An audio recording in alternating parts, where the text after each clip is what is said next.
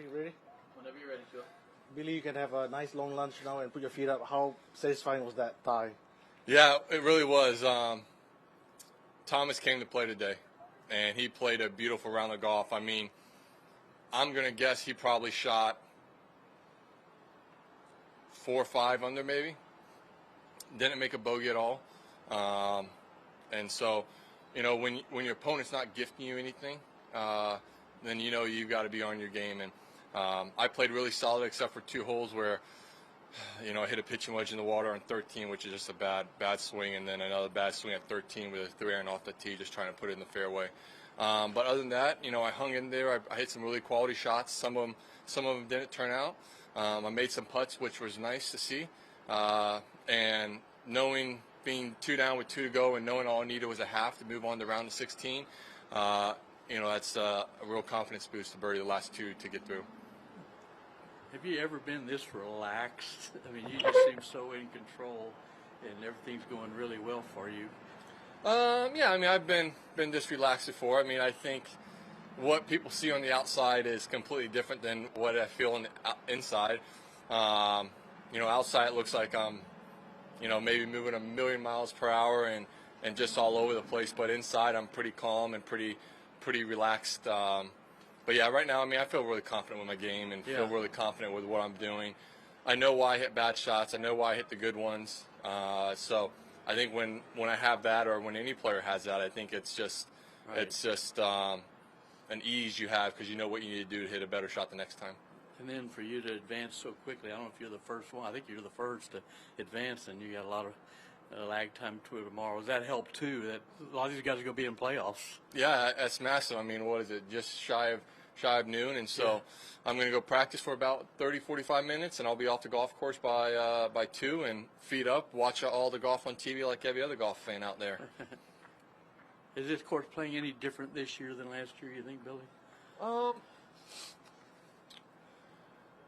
Less wind?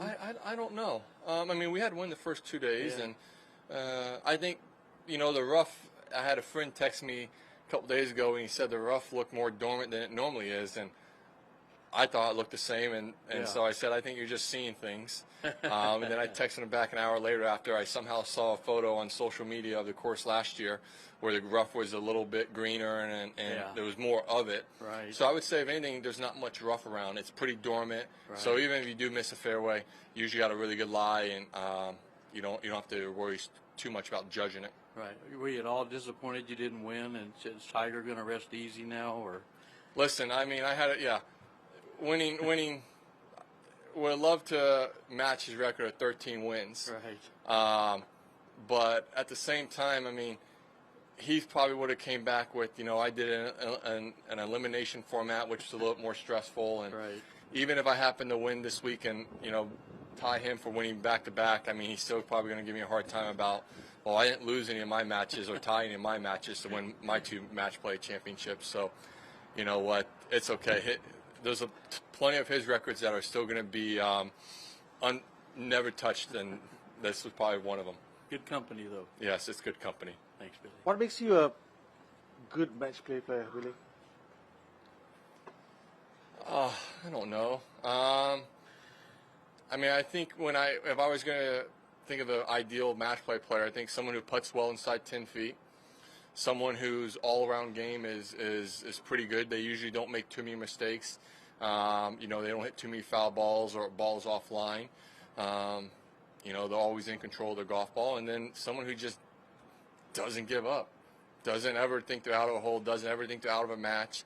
Even if, you know, they're 4 down with 4 to play, they still think they've got a chance to make, you know, tie the match.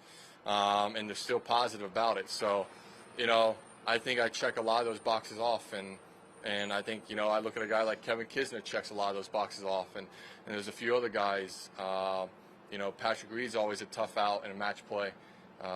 You know, I know his game's not on right now. I played with him a couple weeks ago. I know he's struggling, but his game's coming around. So I think those guys that just putt well inside 10 feet, that just have this, you know, never die attitude, and just, you know, is always in control of what they want to do. How much is the President's Cup on your radar at all, if at all? None at all. I mean, I haven't even thought about it, to tell you the truth. I mean, I know it's in Charlotte. I know it's in September, and that's about it. So, I don't know. I mean, we're still 5 months away from 5-6 months away from even choosing a team. So, I still got to play well. I've been in good positions like this before to make a President's Cup or Rise Cup team, and I just haven't played well the rest of the year. So, my focus is just trying to play well, and if I'm on the team, then I'll be very happy. I guess winning takes care of itself, doesn't it? Yeah, so winning takes care of itself. Hey, are any of the guys razzing you about your success here? You're going to have to rename it the Billy Horschel Invitation. No, I mean, listen, Kevin Kisner is one. I mean, I watch golf. I love watching golf, and they put a stat up of who's won the most FedEx Cup points here, and Kevin Kisner's won 974 points or whatever it may be, and I'm right around, I don't know, maybe 630, something like that maybe. So I'm still a ways behind him. I still got to do well. So yes, and even if I do win this week, they ain't changing this name. Billy, being here in Austin, a place you've had so much success, we've seen quite a few guys hold some pretty impressive putts from off the green this week. When do you choose to use a Texas wedge? What goes into that calculus for you of kind of deciding whether you're going to chip or putt around the greens? A lot of it just comes down to feel. I mean, I'm such a good putter from anywhere. Put the putter in my hand, I have really good speed control, really good imagination of what the ball needs to do, and so a lot of times is if I feel like I can putt it and can control the speed and have a chance of making it more than maybe chipping it, then I'll putt it. And then there's other times where I just feel more comfortable chipping it, and there's other times where I don't feel comfortable chipping it, and all I gotta do is putt it and figure out a way to putt it. So. Do you have any that stick out in your mind, any long putts from off the green or something that sticks out, either yours or someone you're playing with, that is kind of a memory of a beautiful Texas wedge? I mean, I have to stand here for about 5 minutes to think about it, but yeah, I mean, there's probably a few. I mean, listen, I mean, we're really good, and you know, the funny thing I laugh about is that these commentators are always like, well, you know, if you're trying to make it, you should always chip it.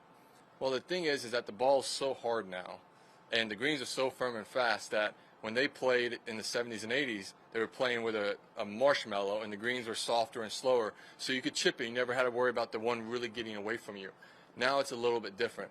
So that's why I think you see more guys choose to putt it, just because you have more control. Because just if they're just a little bit off with their chipping action, you know, they could come up 10 feet short, or it could land a little too firm and not spin, and it runs 10 feet by. So, you know, that's why I have a lot of, you know, I'm impressed by people who can chip from off the greens, from really short, from 20, 30 feet from the hole, who can hit these little soft little chips every time. That's not something that I'm really great at, but, you know, I know what I'm good at. I know what I'm not. Awesome. Thanks, Yeah. Billy. Thank you.